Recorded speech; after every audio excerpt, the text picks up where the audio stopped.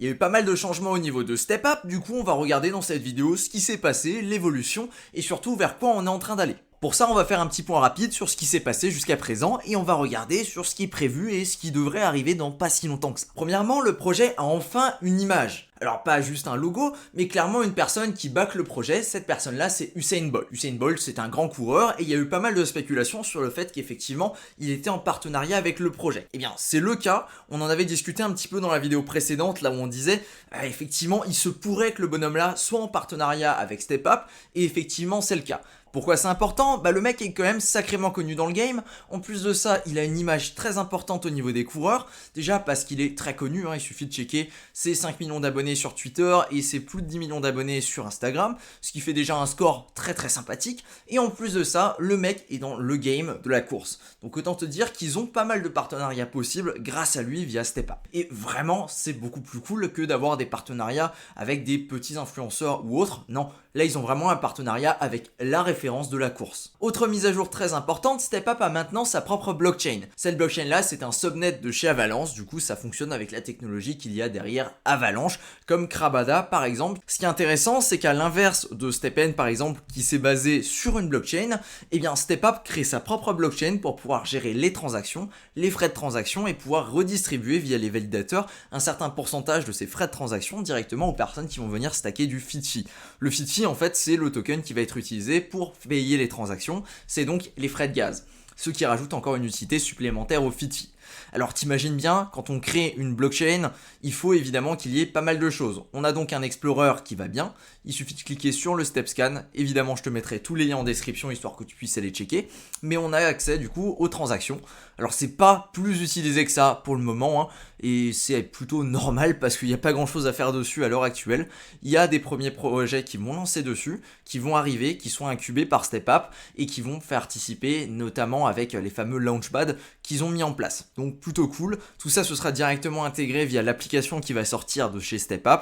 Autant te dire que effectivement ils ont de l'ambition et ils sont en train d'aller au bout de leur ambition avec la création de leur propre blockchain. C'est beaucoup plus complexe et beaucoup plus complet que ce qui peut se faire sur StepN à l'heure actuelle et c'est ça ce qui est plutôt cool de leur côté à eux. D'un autre côté, StepN continue également sur son système de lootbox. Alors comme tu le sais, si tu suis le projet depuis un petit moment, toutes les 2 semaines, il y a un système d'événements qui va venir récompenser des lootbox aux personnes qui ont stacké des FeedFee. C'est prévu de récompenser avec un certain pourcentage dans cette lootbox directement des chaussures Genesis, mais on va voir ce qu'il y aura dedans parce que ça commence à faire beaucoup de lootbox, sachant qu'il y a 10 000 lootbox qui sont distribués à chacun de ces événements, donc on est déjà sur 70 000 lootbox distribués.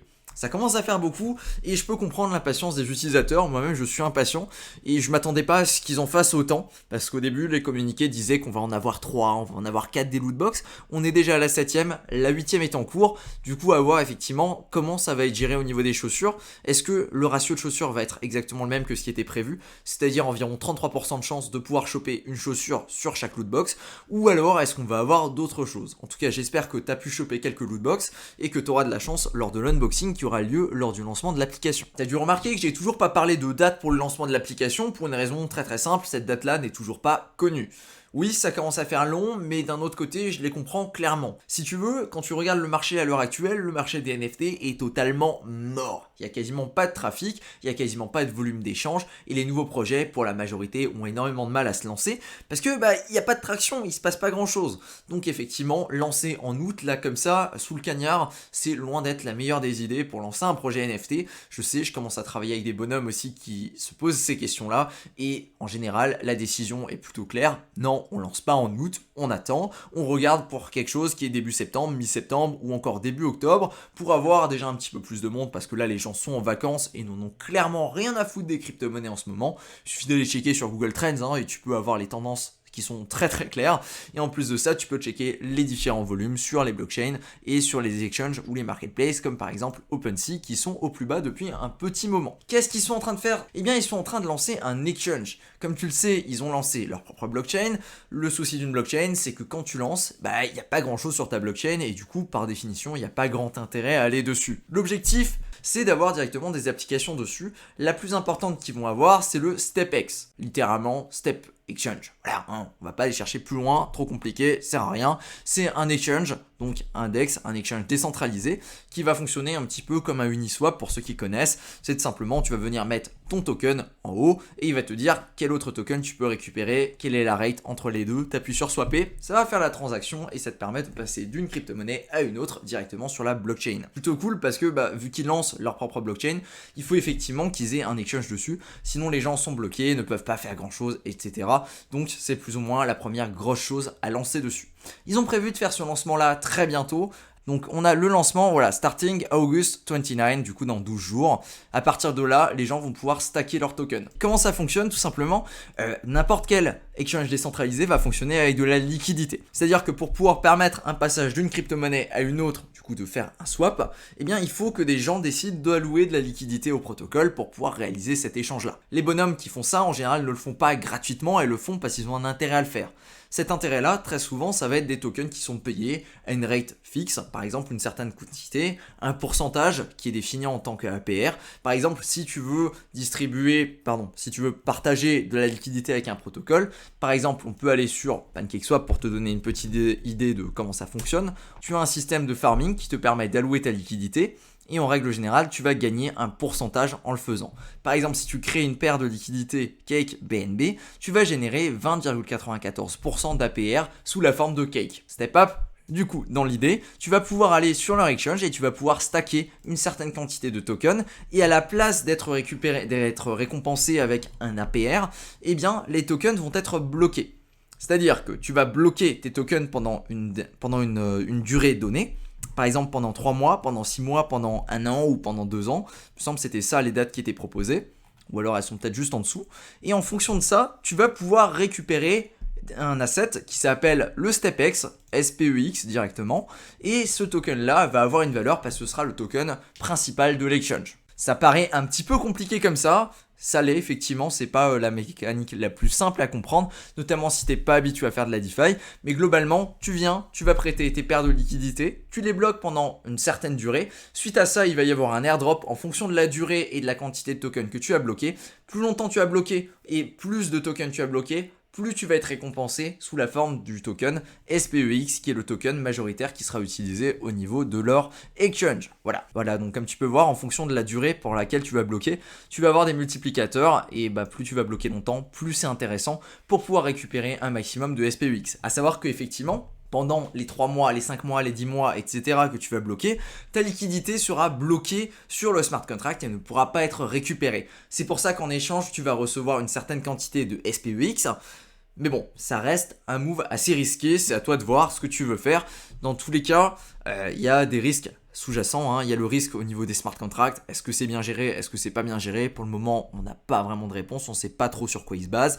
Ensuite, tu as les risques au niveau du token, parce qu'effectivement, tu vas recevoir un token. Ce token-là, c'est le SPEX.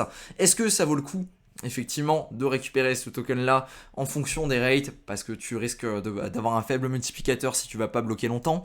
Ça, c'est à toi de te faire ta propre idée là-dessus, d'imaginer, de réfléchir et de regarder si ça vaut le coup. Si tu as de la liquidité qui traîne, qui génère pas grand-chose d'intérêt, why not la déposer là-dessus? La raison pour laquelle ils font ça, c'est pour éviter qu'il y ait des mecs qui viennent déposer de la liquidité pendant une semaine et qui se barrent après avec les rewards les plus importantes. 1, 2, 3. Ces autres choses-là, c'est notamment une mise à jour au niveau de la roadmap qui va clarifier un petit peu ce qui va se passer et la façon dont ça va se passer.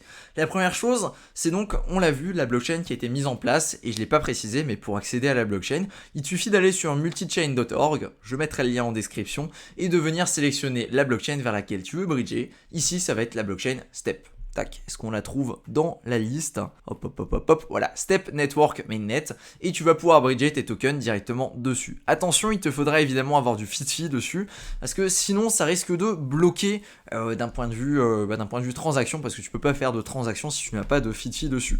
Du coup, transfère du FeedFee d'abord avant de t'amuser à faire d'autres transactions. Tu peux également partir de la blockchain Avalanche au départ. Ce sera peut-être beaucoup plus simple parce que à l'heure actuelle, les FeedFee sont sur la blockchain Avalanche.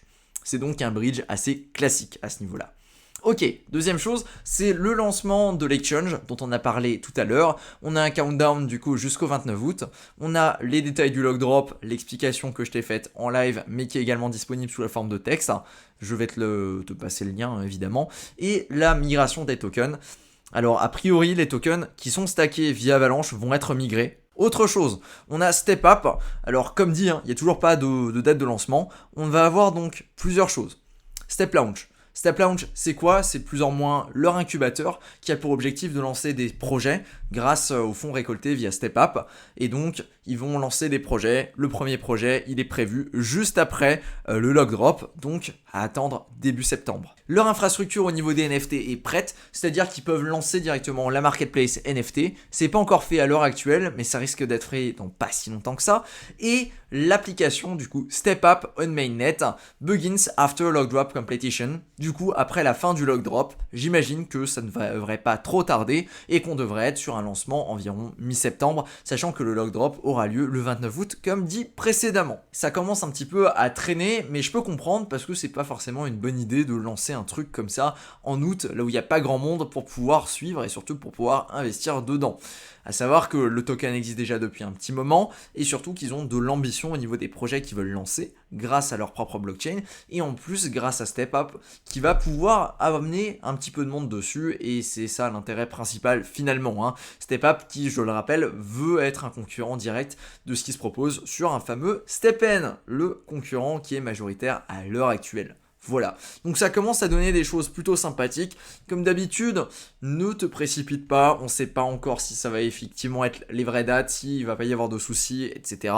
Ça peut être intéressant. J'espère que tu as pu récupérer quelques lootbox. Parce que à mon avis, c'est vraiment là qu'est la valeur, c'est de choper des chaussures Genesis pour pouvoir aller courir directement lors du lancement. Et il y a de bonnes chances qu'elles se traitent pour des sommes plutôt sympathiques dès le lancement. Après, à voir comment ce sera mis en place avec le système de breeding, s'il y en aura un, et ce genre de mécaniques qui peuvent être plus ou moins intéressantes à capter au niveau des tokenomics. À savoir que, a priori, ce serait plus ou moins un modèle similaire au GST qui serait mis en place avec un token équivalent directement sur StepUp. Donc, on aurait de l'inflation, on aurait à peu près les mêmes défauts, à voir comment ce serait mitigé via leur application et surtout comment eux veulent se positionner grâce à ça. Voilà, très important. FitFi, c'est un petit peu l'équivalent du GMT si je devais résumer, et le KCAL, du coup la kilocalorie, ce serait leur token à eux, et ce serait leur token qui serait un petit peu l'équivalent du GST. Voilà, je suis très curieux de voir comment ça va se passer au niveau de leur lancement. C'est un projet que je suis depuis un petit moment quand même, et ça m'intéresse vraiment de voir ça. J'ai réussi à choper quelques lootbox, je sais plus si j'en ai 3 ou 4, à voir avec les derniers lancements, je n'ai pas vraiment checké. Donc plutôt cool, à voir effectivement si j'arrive à choper une chaussure Genesis, mais clairement je serai là pour le lancement et ça m'intéresse parce qu'ils ont l'ambition de faire un truc beaucoup plus compliqué et beaucoup plus complexe, donc intéressant, que ce qui se passe sur StepN avec un simple exchange et une simple application qui a priori à l'heure actuelle n'a pas vraiment l'ambition d'aller plus loin. Et surtout, ils sont en train de galérer avec le système d'inflation. Comme tu le sais, je fais des vidéos sur StepN également. N'hésite pas à les regarder, j'explique comment ça fonctionne au niveau des tokenomics, ce qui est très intéressant pour comprendre pourquoi le projet peine en ce moment. Et malgré le fait qu'il y ait de l'argent qui rentre, le projet n'arrive pas à gagner de l'argent sur le GST par exemple. Voilà. Merci à toi pour ton attention sur cette vidéo. Et sur ce, je te dis à demain pour une prochaine. Ciao!